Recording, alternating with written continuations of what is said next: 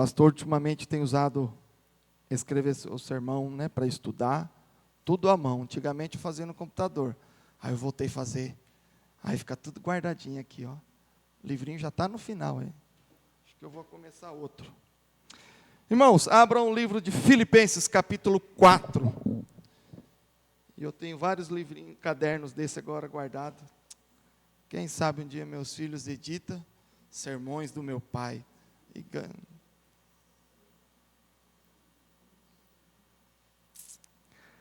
Livro de Filipenses, Gálatas, Efésios, Filipenses, Colossenses, aí já passou. Gálatas, Efésios, Filipenses, capítulo de número 4, verso 10 a 13. 10º ao 13º. Diz o texto: alegrei-me sobremaneira no Senhor, porque agora uma vez mais renovastes a meu favor o vosso cuidado, o qual também já tinhais antes, mas vos faltava oportunidade. Digo isso não por causa da pobreza, porque aprendi a viver contente em toda e qualquer situação. Tanto sei estar humilhado, como também ser honrado, de tudo e em todas as circunstâncias.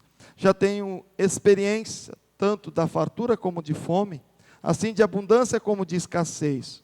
Tudo posso naquele que me fortalece. Amém? Talvez você tenha ouvido muito esse último verso 13 que lemos. Tudo posso naquele que me fortalece. Tudo o quê? O que eu posso? O que eu posso e que Cristo vai me fortalecer naquele que é Cristo? No que eu posso? Vamos responder isso depois. Quero te fazer algumas perguntas. Como que você é de ansiedade, insatisfação e um pouco do sentimento e do desejo consumista? Será que os nossos dias hoje têm essas coisas? Ansiedade, consumismo, insatisfação. Interessante que essa tecnologia, computadores e celulares, parece que nos leva a comprar sempre o mais moderno. Dias após dia o negócio não funciona, começa a travar, ou parece que o celular foi feito para acabar a memória. Ainda mais depois do advento do celular, do advento do WhatsApp, vem foto o dia inteiro para você, vídeo o dia inteiro, parece que a memória enche rapidinho. Depois eu te dou um segredinho, como que não encher a memória do seu celular, mesmo com fotinho e vídeo no WhatsApp. E aí você muitas vezes se sente obrigado a comprar outro. Hoje em dia, na minha época a gente queria trocar de computador. Hoje em dia quase ninguém mais compra computador, compra um CPU lá para trabalhar, aquele lá dura. Não tem tanto consumismo com aquele. Mas na época a gente só tinha o computador, trocava direto, quase 2 anos trocava de computador. Ficava obsoleto, as coisas ficam mais pesadas, muito mais bytes e etc. Lembra do 26,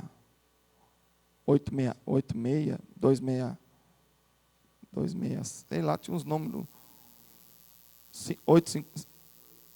256, obrigado, Haroldo, como é bom, os 256, eu lembro que um tio meu comprou um dos primeiros computadores, ainda era daquela tela preta e verde, lembram disso? Quem viu um computador tela preta e verde, só tinha aquelas letrinhas, não tinha mais nada, como as coisas ficando obsoletas, né? Irmãos, é esse mundo louco, e a gente acaba sentindo falta de tanta coisa, parece que a gente precisa dessas coisas para viver, precisa, eu discuto muito, brinco, mais brincadeiras, zoeira minha com a minha mulher, eu falo para ela que eu tenho birra, quando a mulher fala para mim, bem, eu preciso disso, falei, você precisa ou você quer? Diferente, não é verdade? Homens, quanto as mulheres, tudo que ela quer, elas falam que precisa. Porque vem com peso o negócio, né? Você quer ou você precisa? Porque às vezes querendo pode precisar ou não. Quando você com uma eu preciso, é uma necessidade. Será que a gente precisa de todas essas coisas para a nossa vida? E quando eu olho para esse texto de Paulo, a gente vê como nós estamos fúteis. A gente é levado por este mundo. A gente é levado, o mundo nos carrega, a cultura do mundo nos induz. E a gente vai virando como, a gente diz no ditado popular, Maria vai com as outras. E aquilo que deveria nos conduzir, já nos conduz tanto. Será que nós somos mais conduzidos por aquilo que o mundo nos diz, ou por aquilo que a palavra nos rege? Paulo nos exorta a uma vida diferente. Aprendi a viver contente em toda e qualquer situação. Estar contente, estar feliz, estar satisfeito. Essa palavra contente, o estado de estar satisfeito, independente de qualquer situação. Te louvarei, não importam as circunstâncias. Eu estou bem de espírito. Como que era a vida de Paulo, irmãos? Paulo só louvava a Deus quando estava tudo bonito. Quando o povo falava, pastor, vamos cantar e orar, ele falava, ai que Deus bom. Mas quando Paulo sofria um açoite, ele falava, Deus, por que o Senhor me chamou para esse ministério? Onde você me colocou? Era assim? Paulo, quando era açoitado e preso, o que ele fazia? Te louvarei, Senhor, em qualquer circunstância. É um homem que a gente dá para perceber que ele estava contente, não só como diz esse texto, que ele tem um fundo também das finanças, a igreja que subsistia e dava sustento missionário para ele, mas ele está muito mais do que apenas na questão financeira. Ele era feliz em toda e qualquer circunstância. Gente, relembrando a história de Paulo, esse homem estava pleno com Cristo em toda, em qualquer situação, mesmo que seja na fartura ou na escassez. O quanto, quando as contas não batem, quanto isso te perturba? Eu me perturba. Também sou gente, né? Me perturba. O quanto a saúde do filho, da filha, do neto, da neta, te perturba. Você fica contente? Não, pastor, não dá para ficar contente com a doença dos nossos. Não estou falando para você ficar contente com a doença. Mas o seu espírito, a sua alma, o seu coração, continua de bem com o Senhor. Não se rebela, não deixa de louvar, não deixa de adorar. As coisas tristes que nós passamos, te tira o louvor dos lábios. Contente na fartura, na pobreza, contente quando vai tudo bem, ou nem tanto assim. Então devemos louvar como Paulo nos ensina. Como assim, pastor? Como nós vamos conseguir isso? Olhando para a vida de Paulo, ele tinha tudo como capitão da guarda, ali um comandante de um pelotão. Como apóstolo, ele já não tinha quase nada ou nada daquilo que nós podemos chamar de uma vida boa. Você pensa, primeiro, economicamente. Paulo tinha riquezas. Talvez não era nenhum grande, mas ele, um judeu, com cidadania romana, porque seus pais o adquiriram. Ele herdou dos pais, mas seus pais compraram. Estudou aos pés de Gamaliel, e para estudar aos pés de Gamaliel não é para qualquer um. Ele se tornou um fariseu, e nisso já se torna socialmente, religiosamente, um pouco mais elitizado, ou totalmente elitizado. Na vida também adulta, fazedor de tendas, uma excelente profissão. Um intelectual, um erudito. E já alguns textos nos indicam como membro do Sinédrio.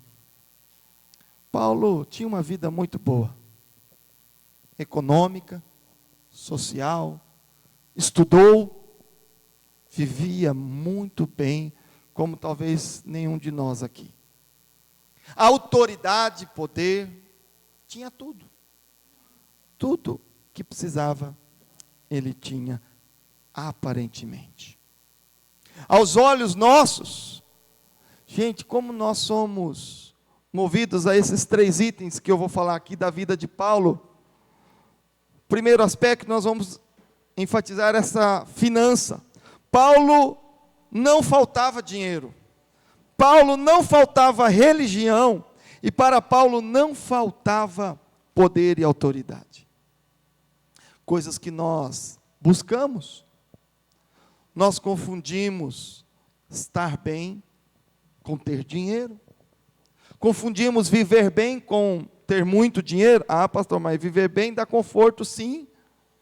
Você já perguntou para alguns pobres de casas mais humildes?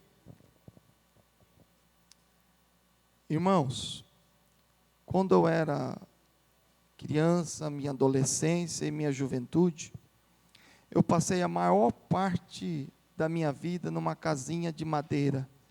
E se eu falar muito aqui, eu choro de lembrança. A minha casa, de que quando eu casei com a Dani, meu pai tinha acabado de sair dessa casinha há 2 meses, mudado para um prédio, e que é o mesmo condomínio que a minha sogra mora hoje, meu convívio continua naquele condomínio até hoje. Então, eu considero que eu saí daquela casinha de madeira quando eu casei, 2003. Meu pai saiu em abril, maio, eu casei em julho. Quase nada. Minha vida foi ali naquela casinha de madeira. Estudei, fiz faculdade, convívio do pai, da mãe, dos irmãos. Meu irmão mais velho casou primeiro, já tinha saído de casa. E eu estava lá nas brigas com caçula. Mano, que tempo, que coisa boa. E dinheiro? Para. Que nada. O paizinho sempre teve uns carros quebrados, as contas no vermelho, correndo atrás, aquela loucura. Sempre aquele mundo. Gente, alegria não faltava. Vida com Deus não faltava. Mamãe ensinando o caminho do Senhor para a gente. Às vezes que a gente vacilava, dava coisa errada. Palavra de Deus, os irmãos, os amigos da igreja. Tudo ali nós tínhamos. Mesmo sem ter dinheiro. O dinheiro é aquele basiquinho para viver. Só. Pagar as parcelinhas e tocando a vida. E tocando a vida. Paulo tinha muito mais do que eu sempre tive. Nossa, como tinha. Paulo tinha muito. Por que hoje muitos buscam aquilo que Paulo rejeitou? Paulo, ao encontrar o Senhor Jesus, largou todos os seus bens, casa, riqueza. Às vezes ele conseguia trabalhar fazendo tendas para subsistir na missão, mas às vezes não, como esse texto que nós lemos, ele estava agradecendo as ofertas da igreja, porque ele nem sempre ele estava podendo fazer tendas. Diz o texto que quando ele encontra Priscila e Áquila, que também eram fazedores de tendas, se encontraram e fizeram ali uma sociedade legal, deu certo, mas nem sempre. Às vezes ele precisou das ofertas missionárias, e ele agradece. E a gente sabe como a vida do missionário, às vezes chega no dia, às vezes não chega, às vezes tem, não tem. Ter ou não ter para Paulo não fazia a mínima diferença. Como encontrar o contentamento dentro dessa pressão? Lembramos que Paulo, no momento em que ele escreve tudo isso, ele estava na pior fase da vida, podemos dizer assim. Ele escreve isso já no final do seu ministério, quando ele está preso em Roma, em prisão domiciliar, mas era uma prisão nos porões da casa, um guarda na porta. O único privilégio dele é poder receber visitas. Mas o lugar terrível, você encontra isso no YouTube, coloca lá, prisão de Paulo, prisão domiciliar de Paulo, e vai ver as cenas, que lugar deplorável, pedras úmidas, lugar escuro. E eu acho que os organizadores do local lá, que cuidam daquele local, ainda mantêm as filmagens que eu vi no YouTube, que eu não conheço, infelizmente, mostram pouca iluminação, acho que para dar essa melancolia do local. Irmãos, Paulo neste momento ele não tinha nada, preso, e ele escrevendo, sou feliz com tudo, com muito, com pouco, e agora que ele não tem realmente nada, nem a liberdade ele tinha, ele estava aconselhando, louvando, discipulando, adorando, as pessoas iam lá e ele pregava e ele ensinava a palavra de Deus na prisão, para aqueles que iam lá ouvi-lo. Paulo fez discípulos estando na prisão, Paulo pregou a palavra estando na prisão. Contentamento dentro da prisão.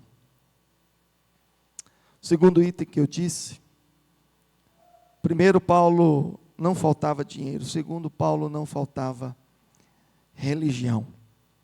E relembrando o tema de hoje, o que te falta? Nos seus itens de final de ano do Papai Noel, você pediu tantas coisas.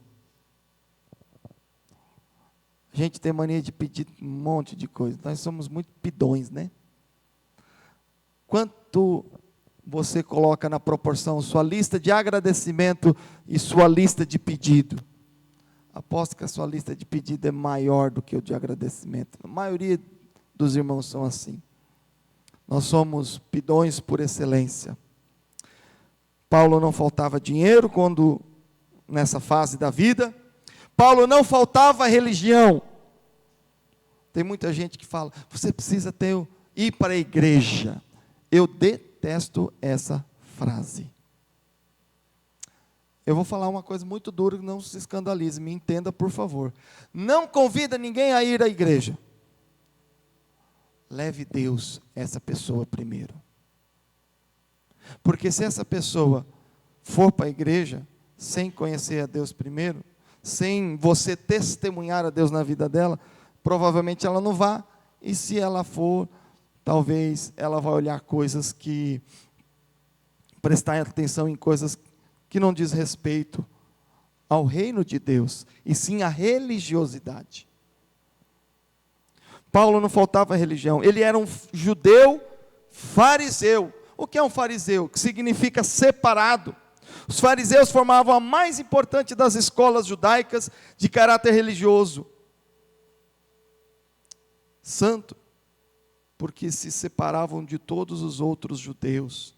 Tinham os ritos separados dos outros alimentos, eles eram exigentes e chatos demais com a lei. A única coisa boa que cria na predestinação e na ressurreição dos mortos. Aí eles acertaram. Também não podia ser de tudo desprezado. Para Paulo não faltava religião. Atos 22, vamos acompanhar esse texto.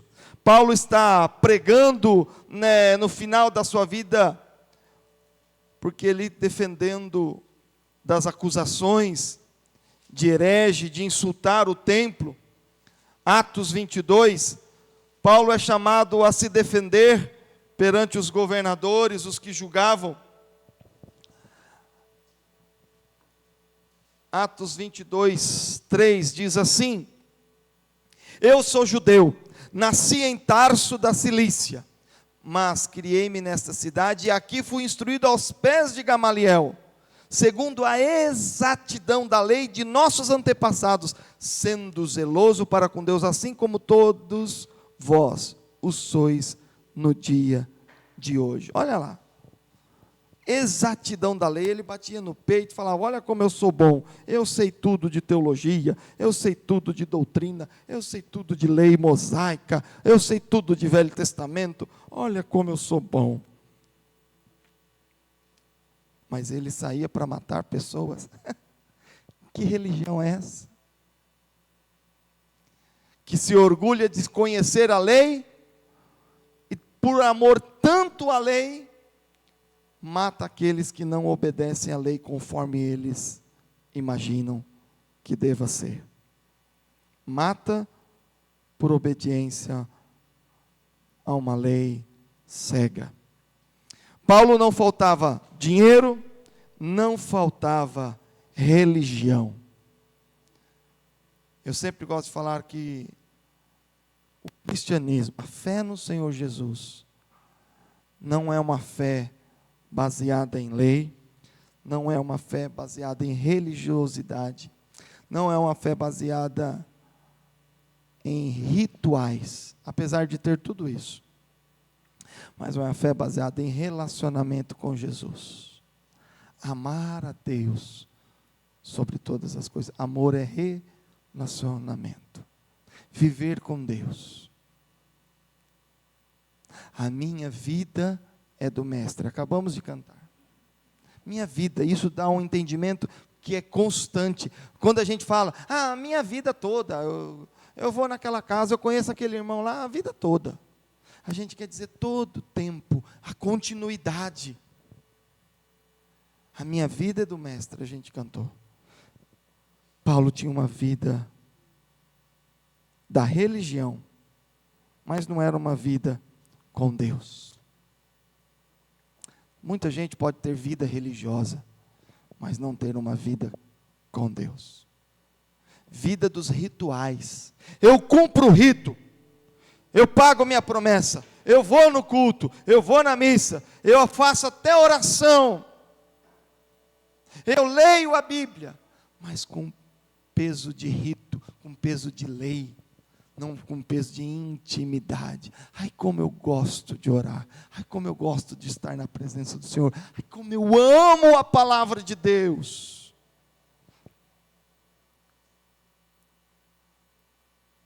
O que o profeta disse? Que comeu o rolo como favo de mel, doce. Isso é coisa boa. Não é ruim, é coisa boa. É símbolo de coisa boa. Símbolo de doçura. Símbolo do amor. Ainda no verso do capítulo 26, virando duas páginas, 26, 4 e 5, ele repete essa religiosidade. Quanto à minha vida, desde a mocidade, como decorreu desde o princípio entre o meu povo e em Jerusalém, todos os judeus a conhecem, pois na verdade eu era conhecido deles desde o princípio, e assim que quiseram testemunhar, porque vivi fariseu. Eu vivi fariseu. Olha só, ele teve uma vida religiosa de fariseu, não uma vida com Deus. Ele se orgulha do farisaísmo, ele não se orgulha de uma fé genuína em Deus. Eu vivi presbiteriano. Ah, porcaria. Porcaria. O pastor está falando mal da igreja, que porcaria é essa, pastor? Que falta de respeito. Eu quero dizer, ser presbiteriano não interessa, o que interessa é ser cristão genuinamente. Pode ser presbiteriano, pode ser batista, pode ser assembleiano, se for genuinamente servo e serva do Senhor. Não interessa a religiosidade, interessa a intimidade com Deus. Talvez alguma outra igreja pense diferente de nós, mas não importa. Talvez tenha uma teologia até um pouquinho furadinha, mas o coração genuíno, crente no Senhor, piedoso, piedosa, vive em santidade, prega a palavra do Senhor, dá um bom testemunho, ora, lê a palavra, frequenta os cultos. Oh, Senhor, para que coisa melhor? Paulo tinha religiosidade. Cuidado com a religiosidade. Por que você está aqui hoje? Aos jovens, porque o pai e a mãe mandou. A esposa, porque o marido olha torto. Ao marido, porque a mulher olha torta. Por que nós estamos aqui hoje? Será que o pastor está aqui hoje só por cargo do ofício, pela profissão? Misericórdia, não é por isso não. Quando nós temos os nossos encontros de pastores, e o assunto dos nossos dias é falar de burnout, e uma das perguntas do burnout para os pastores é: quando o culto se torna pesado? Enfado, né? É porque está virando religiosidade, trabalho está faltando amor, temor. Aí o pastor tem que parar e investigar a vida. Por que ele está indo com culto com mais obrigação e menos paixão? Né? Tem o peso do trabalho? Tem. Mas fica em segundo, terceiro, quarto, quinto plano. Primeiro tem que ser amor a Deus. Senão não tem ministério. Para Paulo não faltava riqueza, dinheiro, fama, glamour, com certeza. Não faltava religião e também não faltava poder. Parece que o mundo gira em torno de dinheiro, poder e sexo, né? Essa é a máquina do universo. Paulo não faltava. Poder, autoridade, estão caminhando juntos. Paulo tinha dinheiro, autoridade para mandar matar, mandar prender. Um texto muito interessante, abre aí. Atos 10, 25. Qual que era a autoridade? Qual que era a autoridade de Paulo?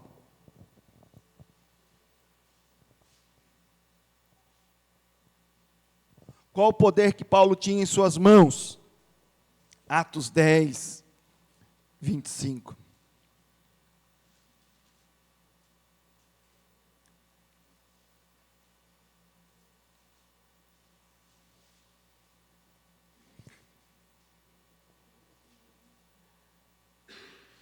Perdão, irmãos, 10, 25 é sobre o outro texto.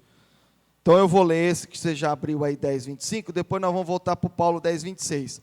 Sobre autoridade, olha aqui o centurião Cornélio, Atos 10, 25, já aproveitar que você abriu aí. Está aqui no meu resumo, mas eu li invertido. Aconteceu que indo Pedro a entrar, lhe saiu Cornélio ao encontro, e prostando-se-lhe aos pés, o adorou. Mas Pedro o levantou, dizendo: ergue-te, que eu também sou homem. Eu vejo aqui a autoridade de Pedro e Cornélio. Cornélio, toda a autoridade de soldado, de centurião. E Pedro, qual a autoridade? Autoridade de apóstolo. Interessante que umas coisas se invertem no reino de Deus, né? Autoridade de Deus, e o outro, aí eu falo: não, rapaz, se levanta. Comentei algo parecido com isso hoje cedo, mas aqui a autoridade das coisas de Deus são invertidas. Agora volta lá, 26, 10. O Atos 26, 10, para voltar no assunto de Paulo. Eu acabei trocando a ordem dos textos. Vamos lá. Atos 26, 10 diz assim: e assim procedi em Jerusalém, havendo eu recebido autorização dos principais sacerdotes, encerrei muitos dos santos nas prisões, coloquei muita gente na prisão, e contra estes dava o meu voto quando os matava. Eu dava o meu voto, mata ou não mata, morre ou não morre, autoridade sobre a vida dos outros. Pensa no negócio.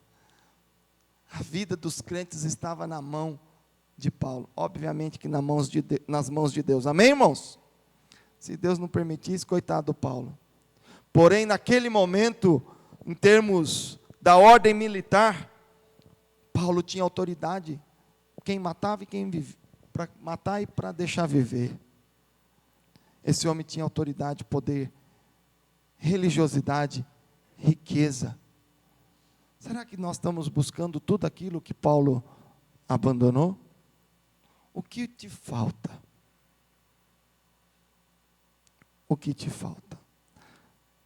Eu fico triste quando a gente vê alguns cultos, algumas igrejas, preocupado em dar riqueza ao povo.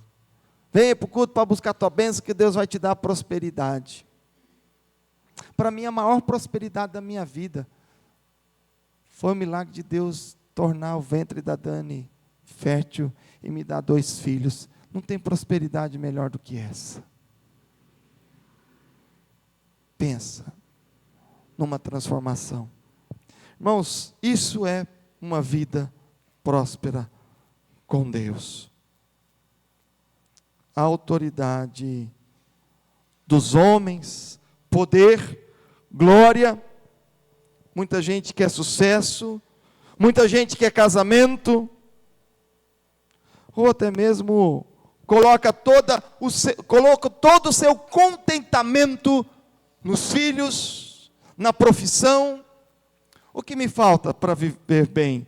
Me falta filhos. Filhos é bom, mas filhos não te faz viver melhor. Muito pelo contrário, vai tirar um sono danado, vai gastar mais dinheiro. O que te falta para viver numa vida plena de alegria, satisfação e principalmente uma vida plena com Deus? Plena naquilo que é possível viver aqui, não plenitude dos céus, né? Pleno naquilo que é possível aqui. O que te falta? Quero terminar lendo o texto do Evangelho de Marcos, capítulo 10. Evangelho de Marcos, capítulo 10. Parece que o Senhor Jesus nos responde essa pergunta: o que nos falta? Evangelho de Marcos, capítulo 10, verso 21.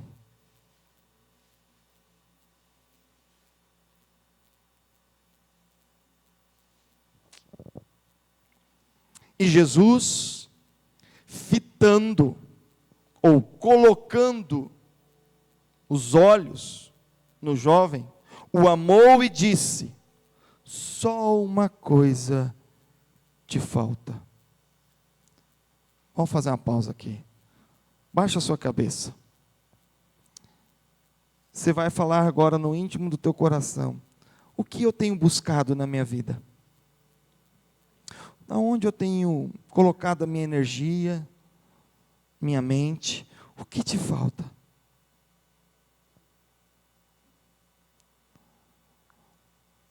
Aí Jesus quer nos dizer: uma coisa só te falta.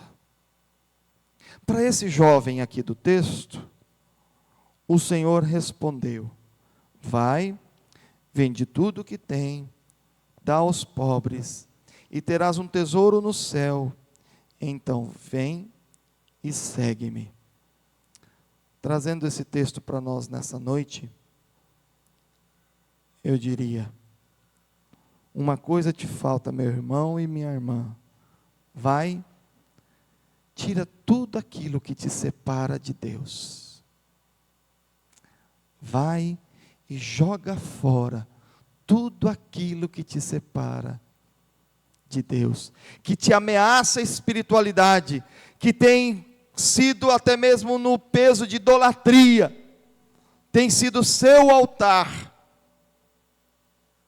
Desfaça e vem e segue-me. Vem e segue-me genuinamente, verdadeiramente, integralmente. Não necessariamente integralmente no seu tempo, mas aqui diz integralmente no coração, na entrega, no amor, no louvor a Deus. Esse rapaz tinha amor ao dinheiro, então o Senhor Jesus fala: tira essa idolatria ao dinheiro e vem. Mas talvez você tenha algum ídolo em casa, seja de imagem ou não. Talvez seja qualquer outro tipo de ídolo. Crente também é idólatra. Idólatra de tantas outras coisas. Idólatra como este jovem do dinheiro, idólatra do trabalho, idólatra dos filhos, dos netos, do marido, da esposa. Talvez você que é mais tempo na igreja é idólatra até a IPI. Talvez você ofendeu com aquilo que eu falei sobre religiosidade. Não se ofenda não, irmão. É que eu amo a minha igreja, mas meu amor pela minha igreja não é maior do que o meu amor por Jesus Cristo. Só isso. A IPI do Brasil eu amo, nossa, mas eu amo demais da conta, como diz o mineirês, nossa, amo demais. Amo a minha igreja. Tenho um sentimento familiar com a nossa igreja, do meu avô, da minha mãe,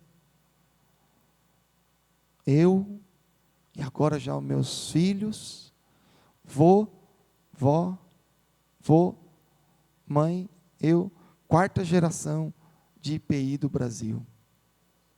4ª geração da minha família.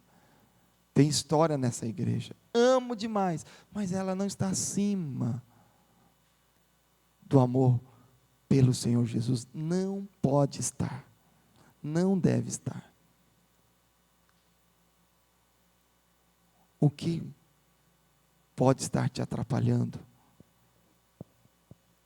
A preguiça? A desculpa? A mentira? A fofoca? A maledicência? A bebida? O futebol? A televisão? O sofá? A cozinha? Deus. Não, pastor, mas é que eu tenho que fazer comida para o meu marido, eu tenho que fazer comida para o meu filho. Lógico que tem, nós não vamos morrer de fome, né, irmã? Mas algumas mulheres, às vezes, têm mania de pôr culpa, tudo é na cozinha. Ai, porque meu marido, o horário disso, aquilo, outro. Use a criatividade, pensa. Deixa de ter um convívio com a igreja por causa da cozinha. E aí, na verdade, a gente sabe, a cozinha é só desculpa. Cozinha é só desculpa. Nesse versículo, eu repito, o Senhor Jesus, conhecendo o coração do jovem, diz, esse rapaz ama muito dinheiro, vende tudo e segue-me. Ele falou, não vou não, deixa eu ficar com meu dinheiro aqui, e não seguiu. Aparentemente não. O que te atrapalha? O Senhor Jesus fala, o que te falta? Talvez você não tenha aquilo que você quer. E talvez nem vá ter, porque Deus não vai dar não. Porque talvez se você conseguir, o Senhor Jesus vai perder o seu lugar na sua vida. Você vai colocar isso que você tanto quer no lugar de Deus. E talvez você está fazendo a oração errada. Uma coisa te falta. Amar a Deus sobre todas as coisas. Mandamento vos dou, amar a Deus sobre todas as coisas, até mesmo sobre a sua própria vida. Alguns que estão mais próximos de mim já me ficam questionando sobre o chamado missionário, e por que às vezes o pastor fica falando dessas coisas. É porque eu amo mais a Deus, em obedecer a Deus, do que a minha própria vida, do que o meu próprio conforto. Só isso. Para alguns é loucura, veja o quanto você ama o seu luxo, o seu conforto, do que a obra de Deus. Eu amo mais a Deus do que o meu conforto. Confiar mais em Deus e menos em si mesmo. Estar contente em tudo que Deus te deu. Como Paulo, estar contente na prosperidade ou na escassez. Porque Ele sabe tudo o que você precisa. Amém? Não viveis ansiosos por coisa alguma. Você é servo de Deus, se preocupe em amar a Deus sobre todas as coisas, servir a Deus. E as demais coisas, juntando aqui vários textos aqui, ó, essa mente que fica fervilhando, servir a Deus. E Deus vai te dar as coisas que você precisa. Tem coisa que Deus não dá, que nós nem pedimos. É porque você sabe, Deus sabe o que você precisa. Ainda nem saiu a minha oração dos lábios, tu sabes todas as coisas. Não diz assim o Salmo? Ainda nem me saiu nos lábios, tu conheces bem, Senhor. Você nem orou, Deus já te deu. Deus já te libertou, Deus já te sustentou, Deus já te confortou. Deus cuida de nós, sem nós merecermos, porque é pela graça. O que te falta? Não são bens materiais, não é realizar um grande sonho, essas coisas, isso é decorrência dos dons, dos talentos, aptidão financeira, se você sabe administrar mais dinheiro ou não, se Deus te deu uma profissão com mais rentabilidade ou menor rentabilidade, isso é normal, até os ímpios. Palavra de Deus, os salmistas ficavam exortando, crentaiada, para de ficar olhando o dinheiro do ímpio, para de ficar vendo a prosperidade do ímpio. Prosperidade Deus dá para o ímpio também. E às vezes até mais. Sabe por quê? Porque a alegria dele está nisso. A alegria dos filhos de Deus é estar diante do Senhor, adorando a Deus em espírito e em verdade, orando, buscando, servindo. Seja aonde for. Como nos piores lugares possíveis que Paulo frequentou, na prisão. Irmãos, dobre sua cabeça aí, e pense aquilo que você tem colocado diante do Senhor.